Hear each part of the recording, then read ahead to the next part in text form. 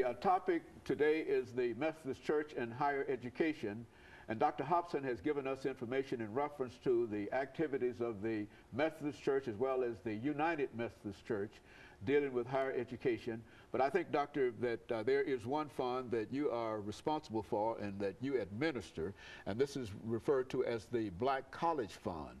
Yes. And I think you've also indicated that there are hundreds of institutions, higher education institutions within the church, but there are some specific institutions I think that you are concerned with, and these are the institutions that are recipients of funds from this Black College Fund, and from what I understand that there's always a need there. And so let's talk about the Black College Fund and how it came into being and what it is and what it is not. The Black College Fund is a gift to the 11 historically black colleges and universities that are related to the United Methodist Church, and it is a precious gift. It has been in existence since 1972, and how we get the funding comes from every United Methodist Church in the U.S. Each one is assessed so much money, and it comes to us directly from their local church treasurers through the General Commission on Finance and Administration. And it supports Bennett College for Women, Bethune-Cookman University, Claflin University in Orangeburg, South Carolina, Clark Atlanta, my alma mater, Dillon University in New Orleans, Houston-Tillotson University in Austin, Texas, and here in Nashville, I am so proud that it supports Meharry Medical College. And most people don't know that Meharry is United Methodist related. Then there's Payne College in Augusta, Georgia, Philander Smith College in Little Rock, Arkansas, Russ College in Holly Springs, Mississippi, and then Wiley College, home of the great debaters, in Marshall, Texas. And because there is this additional support that comes from the United Methodist Church, I think our 11 schools are among the strongest and most progressive of the HBCUs. And certainly there are a lot more schools.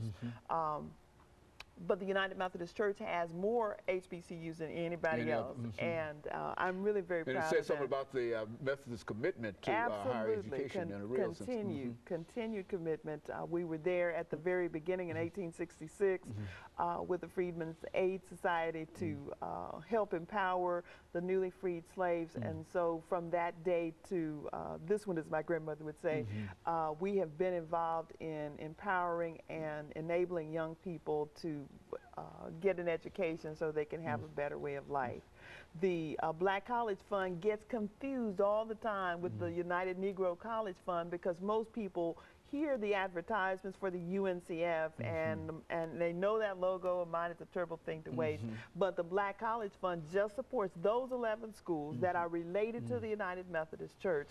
And one of the things that we need to make sure we say is that the fund supports the schools so that all of the money that comes in goes back out. We have very low administrative costs, about 3% of all the money that comes in is used for administration, and then the rest goes directly to the schools.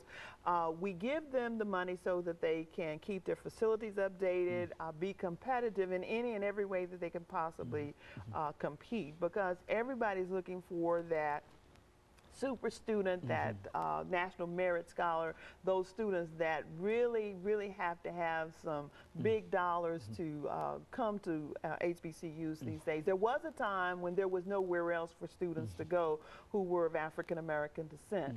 But the thing that I love about our schools is that they have always been open to anybody and everybody who had a dream. It didn't matter what their race or creed or color was, they were always welcome. And today our schools are some of the most diverse anywhere. I was at Wiley College last year at an ethical student leadership conference, and I thought I was at the UN. There were people of all shades, and they were speaking in all kinds of languages, and I just kind of looked around and thought, where am I? But we have a wonderful gathering of world-class scholars, and the research that goes on at these schools is amazing. And one of the challenges continues to be those dollars. We've got to have more money to continue to support the schools. Now, how's the tuition at these schools compared to perhaps tuitions at some of the other state-supported institutions?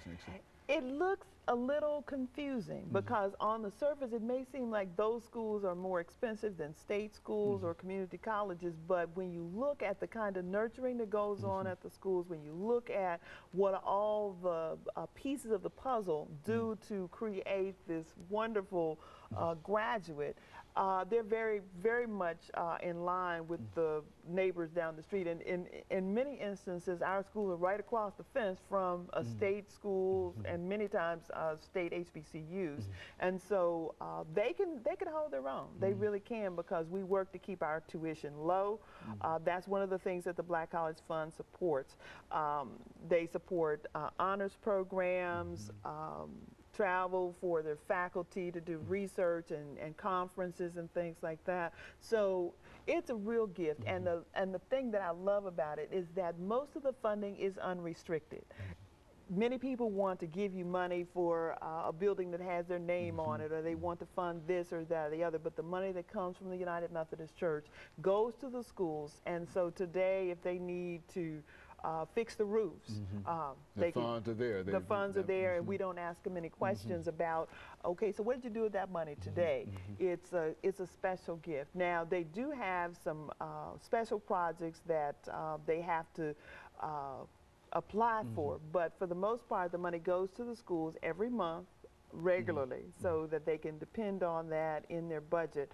Now, I don't think that if we didn't give them any money, they would all go out of business tomorrow. But I tell you what, it is such a gift, so that when we do help them, they're able to nurture the students, and the students they turn out are absolutely amazing. Was just at a Meharry function and looked at one of the Black College Fund ambassadors, and he was just so shiny. He was confident and well-trained, off to Baylor University to do residency, and so the students can compete with anybody, anywhere. They do very well in graduate school, and they're wonderful in every way. You know, I wanted you to say something specific about Meharry Medical College, because it's been there a long time, and you went on to talk about it as if I had already, and that's exactly what, and I think that it has left an impression on you, as if as the institution is really doing a lot of